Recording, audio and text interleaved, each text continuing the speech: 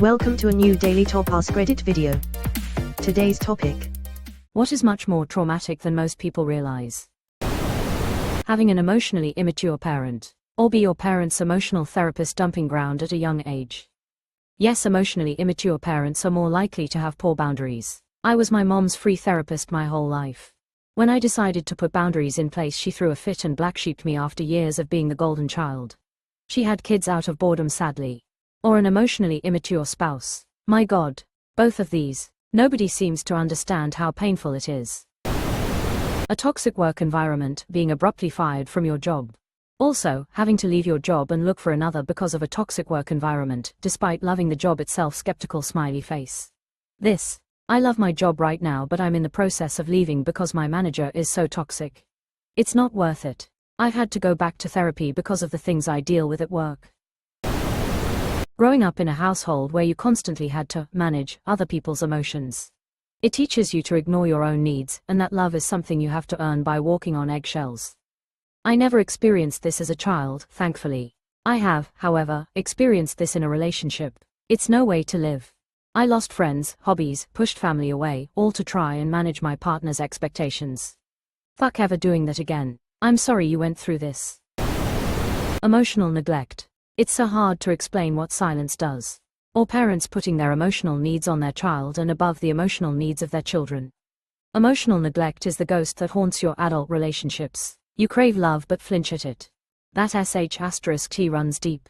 Not only love, but other positive emotions. Anytime my therapist expresses any kind of pride in my progress, e.g., it makes me overwhelmingly uncomfortable. It's so hard to break out of old patterns when success feels as bad as failure does. Crave love but flinch at it, perfectly stated. Being the peacekeeper in a toxic or dysfunctional family. You grow up thinking it's normal to suppress your needs to keep everyone else calm, and it messes with your sense of self more than you realize. And then as soon as you finally stand up for yourself and establish boundaries, suddenly you're the bad guy. I needed to hear this today. A couple of years ago, something in my head just flipped, and I was like, I'm almost 30, why do I still allow people to treat me like this? We don't talk anymore, and they think I've lost it, but I love myself more than I ever have. Dealing with a family member with dementia. Edit, just to be clear, I'm not referring to the sadness of losing a loved one, or being heartbroken when they can't remember my name. I'm talking about what it does to your psyche and the trauma to your very own well-being. The PTSD was something I wasn't warned about. The panic attacks, the terror of going to sleep at night alone. My career didn't survive, my marriage didn't survive, and I almost didn't survive. It's better now, but it's been a difficult road. Yeah, and not just watching the awful things that happen to the person with dementia, but wondering if it will happen to you too, and who is going to look after you if it does. Being constantly ignored as a kid teaches you to shrink. Yep, I'm 31 now and I barely do or say anything. Same, even with friends it's like, thanks for the invite, but if I show up please don't perceive me. Bedbugs. People kill themselves over infestations for a reason. It's actual psychological torture. Anything moving in the corner of your eye draws a reaction. It's most often nothing, but it shakes you up. Also, that little tickle you feel on your skin somewhere was actually a bug one time, so now any unusual sensation on your skin shakes you up. Could be a light breeze or a hair moving. My family had bedbugs for a bit, and for years afterward I'd wake up with a jolt thinking I felt something crawl on my leg. Anything moving in the corner of your eye draws a reaction. I worked in pest control for a decade. Saw the worst infestations of every pest there is. No issues. Then I lived in an apartment with roaches for 1 year. To this day I still see roaches out of the corner of my eye, or when I turn on the light. And the fact that they pose a minimal threat to your health, relative to other pests, anyway, is another slap in the face. It truly is psychological torture. Severe general anxiety disorder. An emotion birthed from the depths of hell. I'm one of those assholes who didn't really believe in anxiety as a disorder, rather than an emotion. Then I got severe postpartum anxiety, and let me tell you, I was so wrong. Most people have no idea.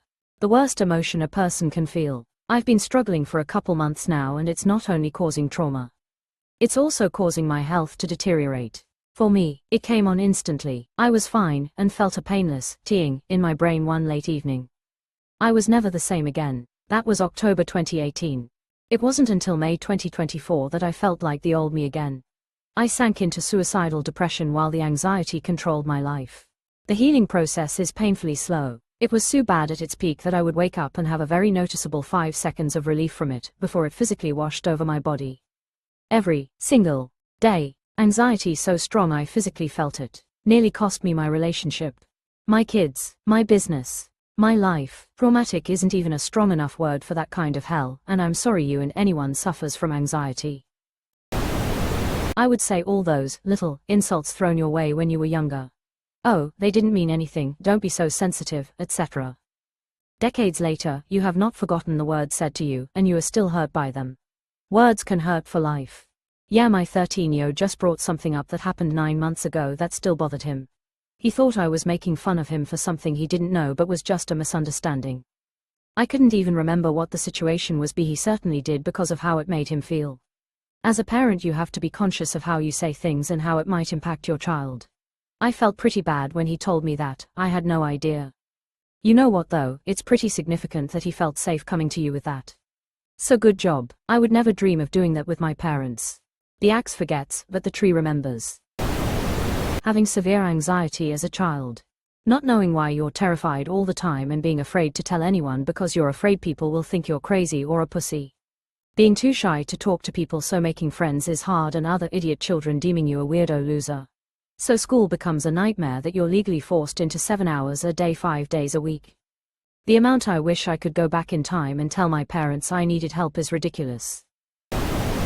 Growing up and not showed love by your parents, no hugs, no kisses, no good job, I'm proud of you, nothing. My parents never showed affection to each other either, it's hard. You are going to change that family tradition right now. I believe in you, absolutely trying my best at it. Both of my kids are super affectionate. Some days I feel overwhelmed because I just don't know how to, but I am trying my best. Those 2 kids taught me love. Sudden layoffs. Yup, my old team and I survived a round of layoffs 3 years ago, and we naively thought we would be safe, and then a year later it was our turn, the whole finance department in fact. Luckily I had the good sense to hit the ground running and start looking for a new job straight away, and I was able to go straight into my next and current job as soon as my old one ended, but it was a horrible experience to go through. Even worse is when they lay off people at the end of the year, 2 weeks before Christmas.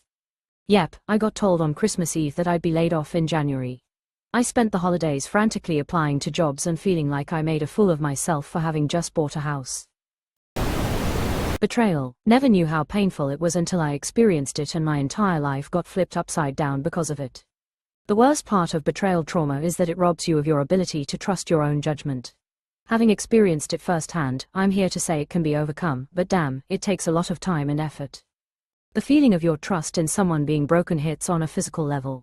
Both times it happened to me I felt like I was dying. Later, after being diagnosed with anxiety and CPTSD, I realized I was having lots of panic attacks. Being pregnant, giving birth. I realize that people recognize that giving birth can be traumatic, but pregnancy and birth can permanently alter your body in a lot of ways, including tripping autoimmune disorders that lay dormant in your body. Came here to say pregnancy and birth. My hormones during pregnancy made my eczema break out like never before. And PPD is no joke, even with meds. Pregnancy and birth are one of the most taxing experiences on the body. It messes with so many things, ranging from physical to psychological to hormonal. Like, can you imagine growing a huge parasite in your body for 9 months, then having to rip your body open to get it out, then have to care for a newborn baby and not sleep for more than 2 hours at a time when you're supposed to be healing? You forgot breastfeeding. You're also being drained from all the nutrients in your body while healing because of breastfeeding. And then when you have a second, you also need to take care of a toddler on top of all of that. Oh, just give the baby up for adoption.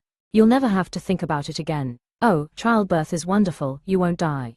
You might, and you might have lifelong consequences, regardless of if you kept your baby or not. I've heard doctors on TikTok emphatically state that pregnancy is not health neutral. Even the most uncomplicated, easy pregnancy can have serious, permanent effects on your health and well-being.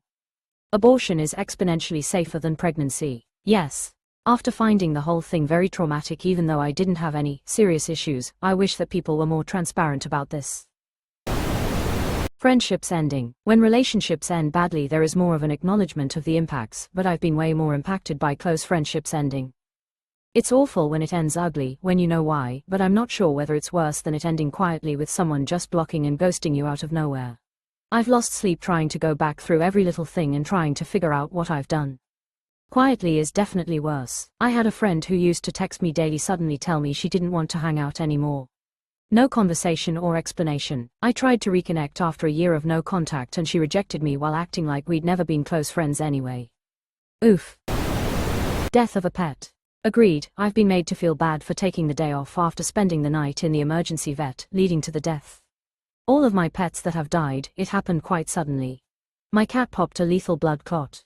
My senior dog was his normal self one day with no signs of issues, dead the next. But we're expected to just carry on as if a huge part of our lives isn't just gone. Our best friends deserve the honor of us needing to take time off from work and life to mourn their passing and really feel our loss. For me, it's been the most traumatic event I've had to face in life, and I am older, lived through a lot of loss and difficulty in my life, including suicides. I am going to be such a wrecked puddle of shit when my cat dies. I fucking love that little turd. I have anticipatory grief with my current dog, due to the emotional toll of losing my last dog. I cry pretty frequently at the knowledge I'm going to go through it again.